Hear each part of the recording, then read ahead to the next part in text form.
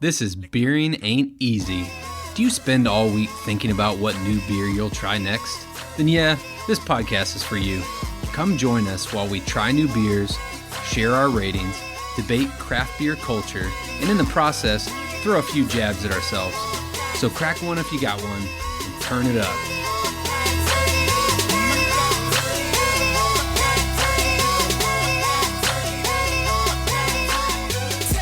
Welcome to Beer and Ain't Easy with Adam and Drew, episode 27.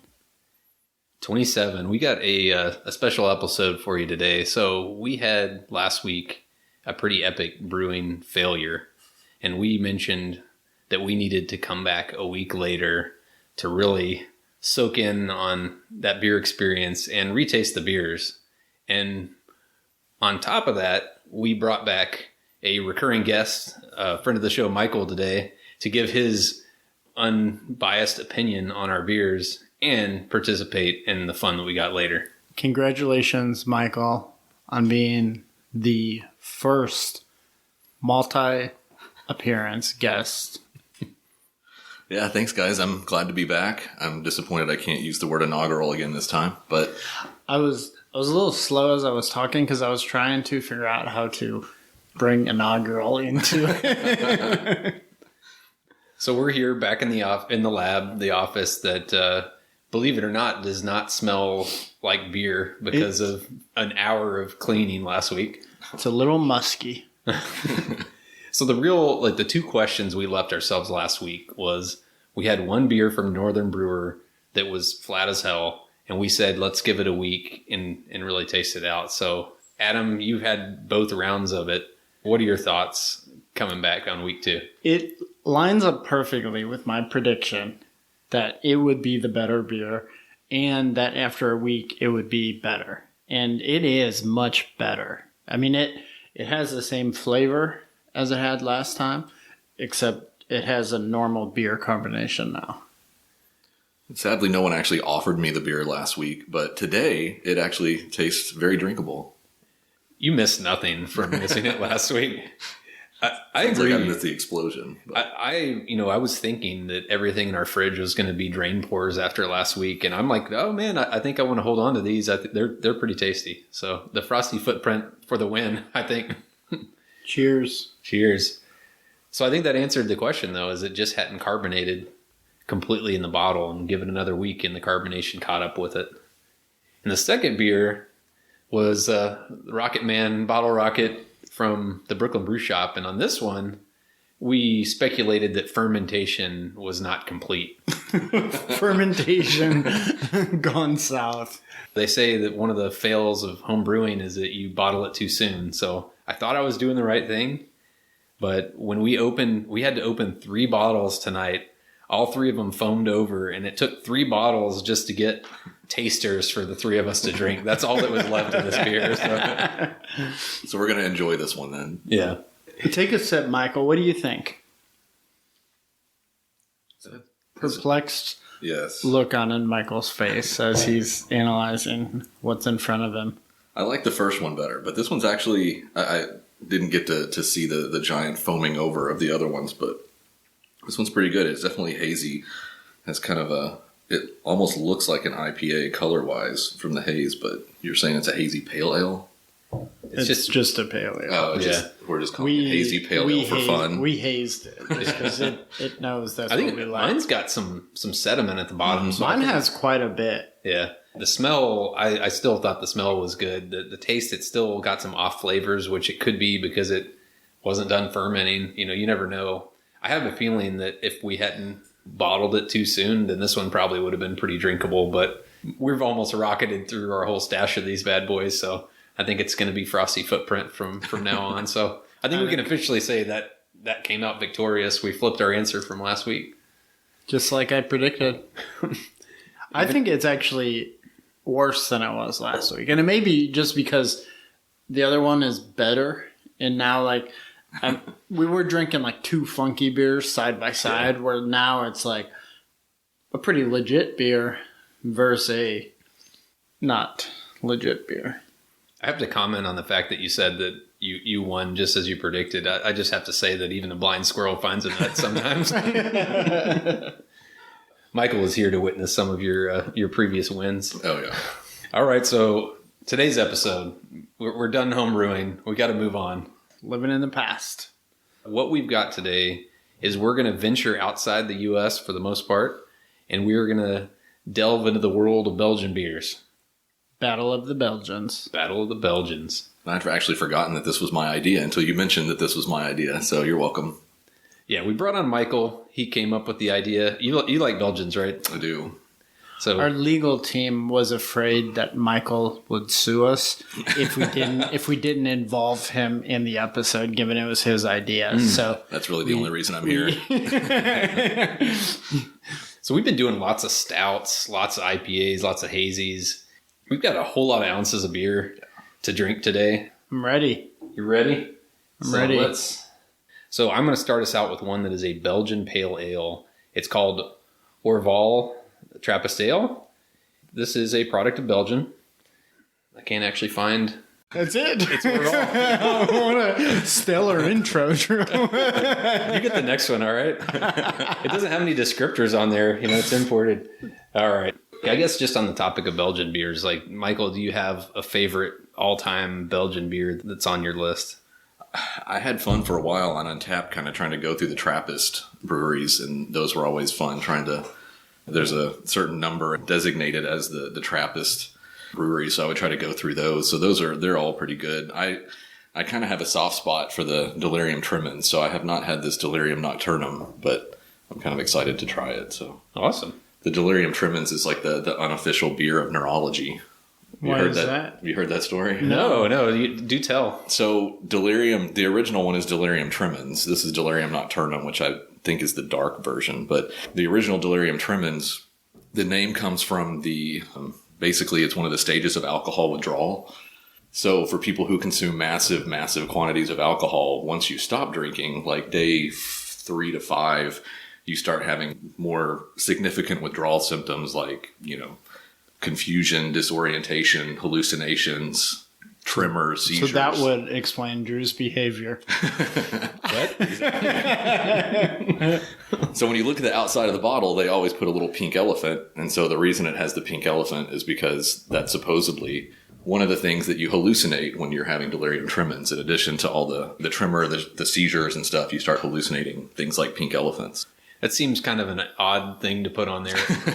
I'm assuming that's not from monks if they're putting that name on it. Probably not. Yeah. We'll have to do some investigation. That seems a little less monkish. Yeah. I used to give it away as gifts to people as, the official beer, the unofficial beer of neurologists everywhere. So. Our audience has officially been educated. Yeah, I know. That was incredibly the most educational thing we've put on the podcast. It wasn't from us. My job here is done. A loose term. So what about you, Adam? Do you have a favorite Belgian beer of all time? I don't really. Yeah? So maybe you'll find one today. I know. We've got 6 choices. So when we were living in the Bay Area, there was a bar in Oakland called the Trappist. And that's all they served was just Belgians on tap. And that place was awesome. And I think my favorite, we had over Thanksgiving, we had that Rochefort that was pretty good. Yeah, that was good. But I think that West Mall, is it West Mala? I can't remember. But we had one at my house over here one time. And I feel like that one was one of my favorites. Yeah.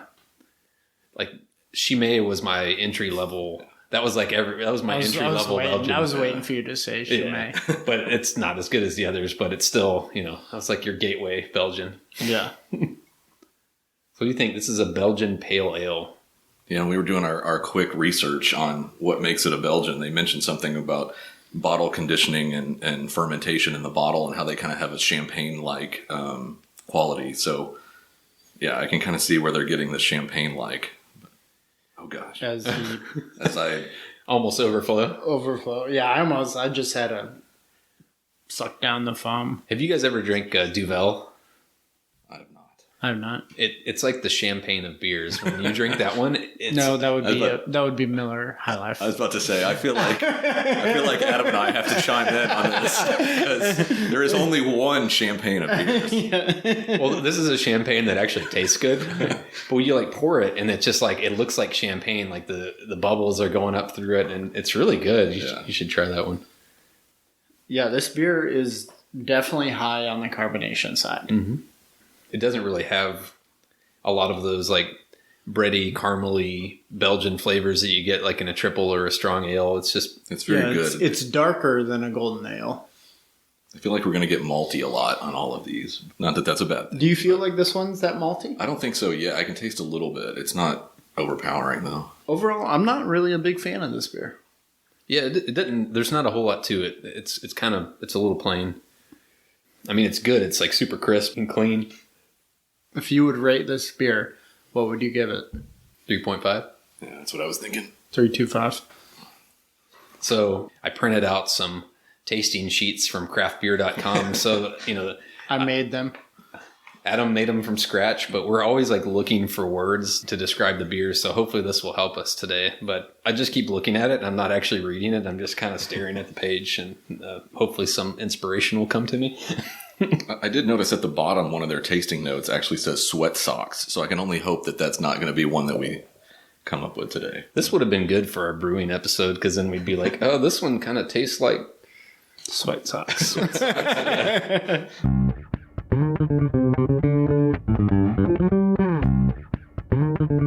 We're going to do some pairings this time with two similar type of beers. So the next one we're going to do is a dark strong ale. So one of them we got from the U.S. This is from North Coast Brewing Company, and it's called Brother Thelonious.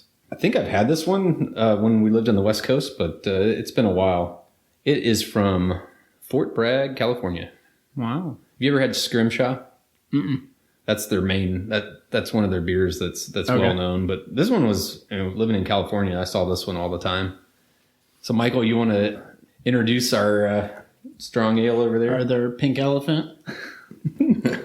Yeah, so this is the Delirium Nocturnum. So you already heard my interesting anecdote about the name. I'm trying to see. So this is a Belgian ale. It's from the family brewery Huyghe, is apparently how you pronounce that one. Oh, nice. Thank you, Google. Now we're talking. Now we're talking Belgians here with the strong ale. While we're waiting around drinking these Belgians, I've got a question that I got to ask, because I see a lot of people really interested in this topic, and I just don't feel the same way. And that topic is shower beers. I don't want my beer in the shower. So what's your deal? Is it too unsanitary for you? I just feel like I'm going to get soap in the beer. I don't know. It weirds me out. So like, what's the appeal? Like, do either of you enjoy shower beers? Hold on. Before you turn it around on us, have you ever had a shower beer? Oh, yeah, I have. Because everyone was like taking pictures and like, like posting on social media, like, oh, this is the greatest shower beer I've ever had. I'm like, well, fuck, I better try. But then I drink it and I'm like, okay, my beer got hot really fast. So if it was a beer that you didn't want hot, but I mean, do you really want to drink a stout in the shower? I feel like it's a social media thing. Let's take a seductive picture of me in the shower, like half naked while I'm drinking this beer. That's what I've thought it was all about. So I have never drank a beer in the shower. Really? Yeah. I feel like in college you always showered like before you went out, because you wouldn't shower like the whole day, and you're like, well, I'm going to go out, so I better like clean up a little bit, and then you'd grab a beer because you needed to drink really fast so that you'd have a buzz, because you didn't want to pay at the bar. That was what the shower beer's purpose was. Well, I may have had like a Coors Light in the shower. Yeah. Michael, what's your shower beer situation? I have never had a shower beer. I did not know this was a thing until my Facebook feed incessantly wants me to buy the silicone beer koozie holder that you stick onto your shower wall. I feel like on all the beer Facebook groups, everyone talks about shower beers. I do see, like, in the beer Facebook groups, people are drinking, like, some good-ass beers in the shower. And I'm like, what the fuck is going on? Like, that's too good of a beer to drink out of a can. Like, you're missing out. Like, yeah, like, get it in a proper glassware. I know. But it's like, you can't drink out of a proper glassware in the shower because there's too much going on. I was hoping that one of you would be like, no, this is the greatest thing in my life. I feel like if I was drinking beers in the shower, Jody would be like, "You're a fucking alcoholic. Like, get the fuck out of here." You look like the kind of person that needs a beer when you're in the shower.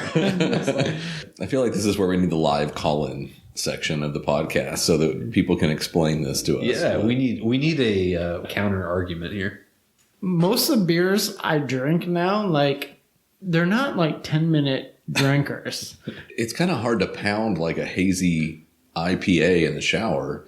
So you know what beer? You're fucking showering. It's like, You know what beer feels like it belongs in the shower? The champagne of beers. that does. Are you talking about Duvel or are you talking about... No, there is only one. We've already established this. There is only one champagne of beers. I just don't understand the appeal of wanting to drink a Miller High Life in the first place. You wouldn't get it. No, it's a subtle nuance that only Adam and I truly understand. Yeah, it's the bond that you share from picking that over a craft beer. All right, so we got to get back to talking about these Belgian strong ales. The first one we were drinking came in at 6.2% alcohol. This one now that we're drinking, we're up at like 9.4%, I believe. So, that's why they call it a strong ale. Get a little boozy. Yeah, I feel like the malt is turned up to quite a few degrees compared to the other one. Turning it up to 11. With Brother Thelonious, we're apparently supporting jazz education. A proud donation from the sale of every bottle goes to jazz education programs of the Monterey Jazz Festival. Heck yeah. So thanks, guys, for supporting jazz education. Play a little jazzy tune on post-production.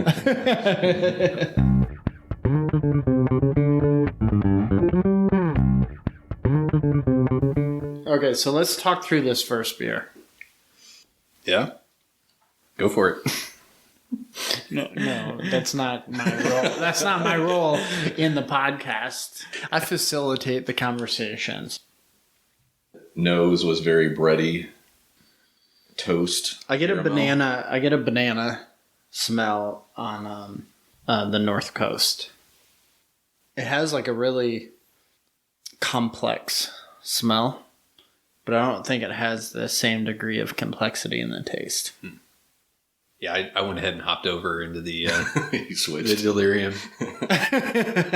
we're doing, these are side by sides, right? We're doing strong ale versus strong ale. So the Delirium, man, it's a smooth beer.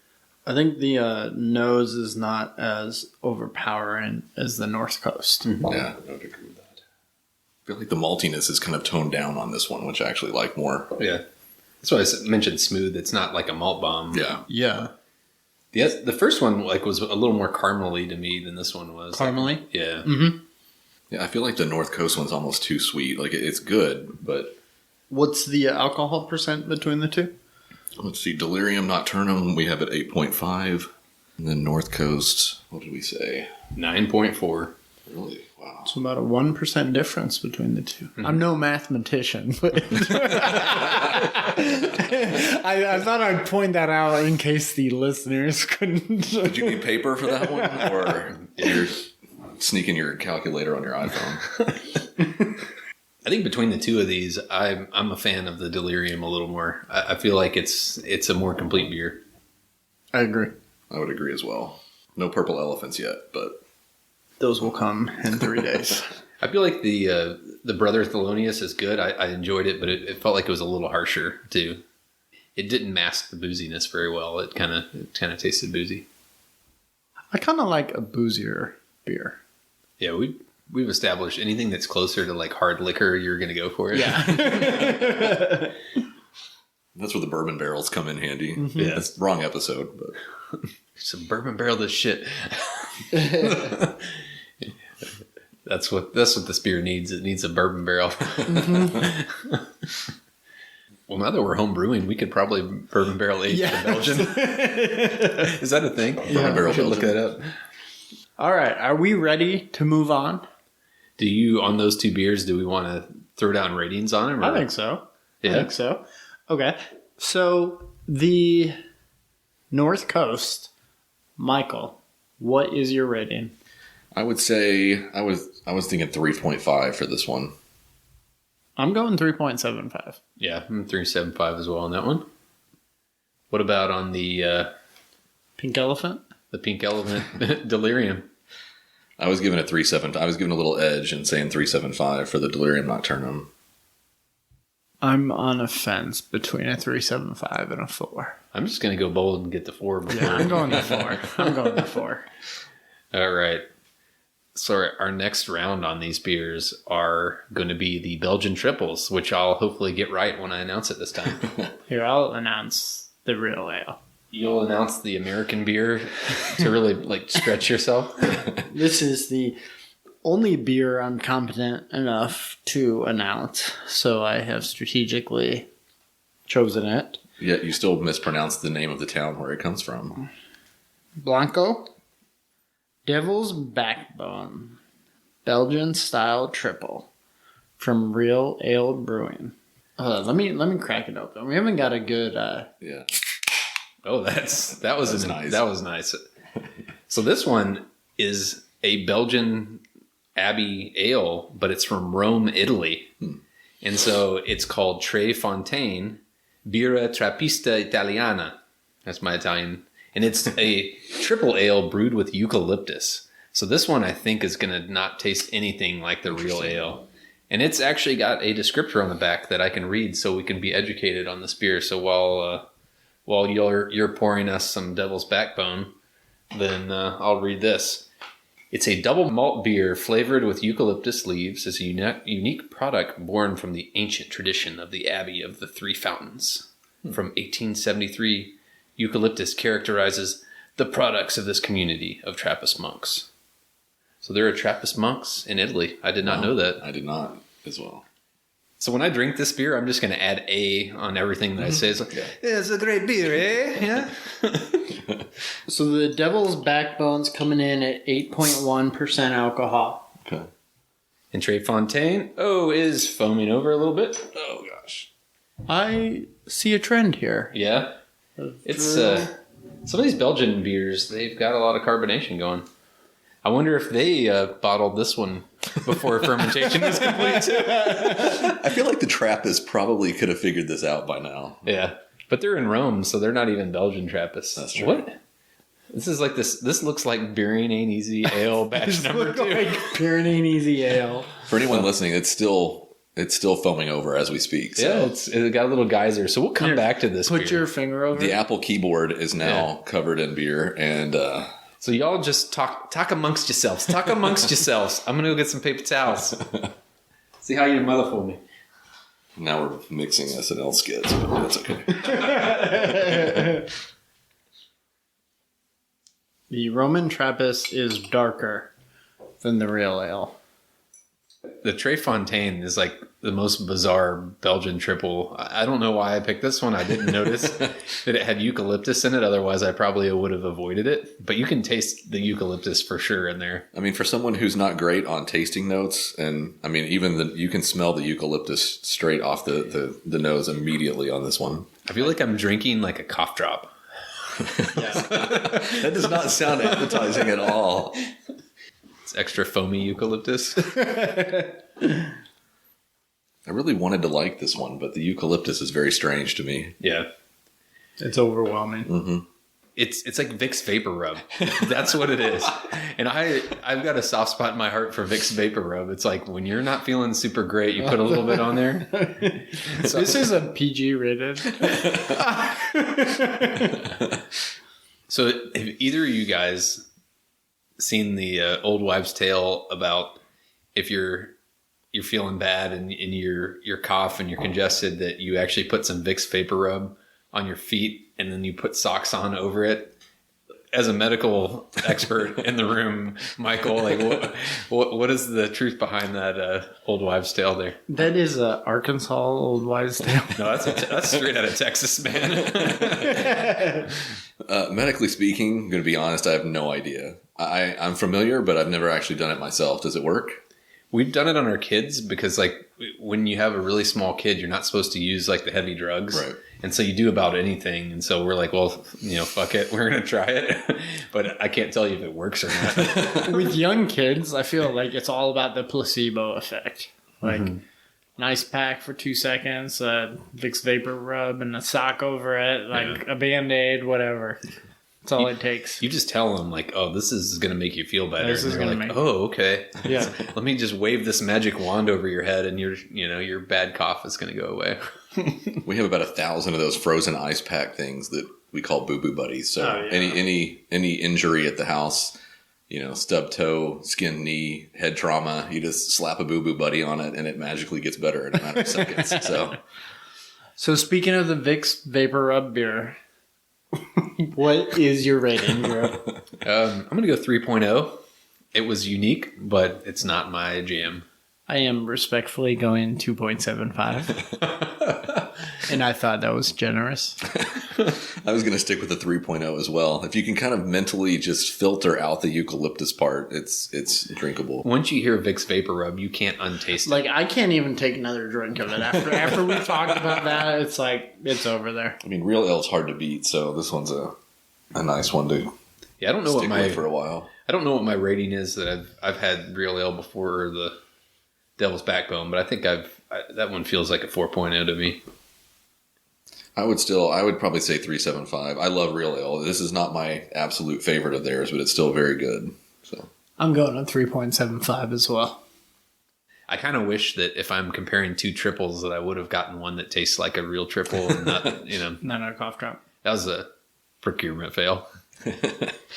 I was really curious how it would stack up against an international triple. Yeah.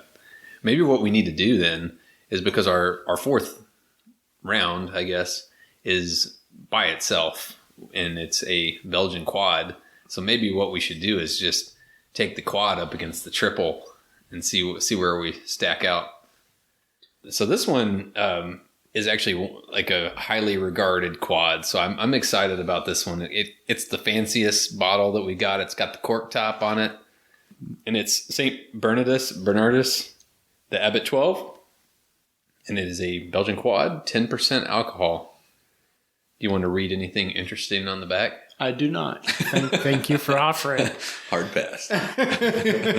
It says, bringing heavenly nectar within reach. That's all you need to know. So I'm hoping that this erases that eucalyptus.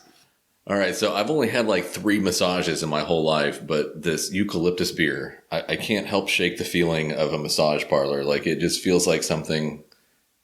So when you got this massage, was there a happy ending involved? No, I don't. What does that mean? I'm not familiar with that term. Was Robert Kraft involved?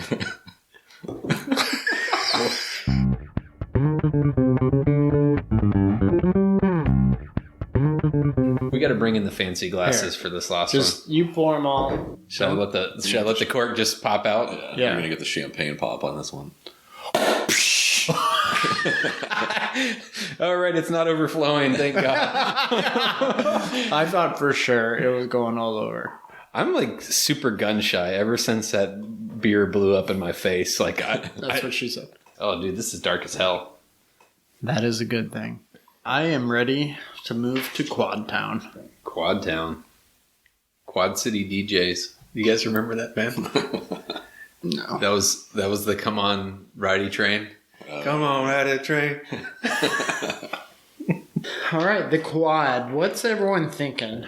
What are you smelling? What are your mouth feeling? Well, my tasting sheet was completely saturated with the foam of the eucalyptus beer. So I had to throw it in the trash. So y'all need to go first. We'll go first so you can just repeat what we say. Let's go for it. You smell... It has some esters to it. I might need some further explanation of that tasting note. Can you explain that from a chemical standpoint? Specifically, apricot is the ester. A little bit of a bready aroma to it. Toast, caramel. This is creamy. I like this one. We've been drinking Belgians all night, and we still didn't get a beer today that had that Belgian-y flavor. like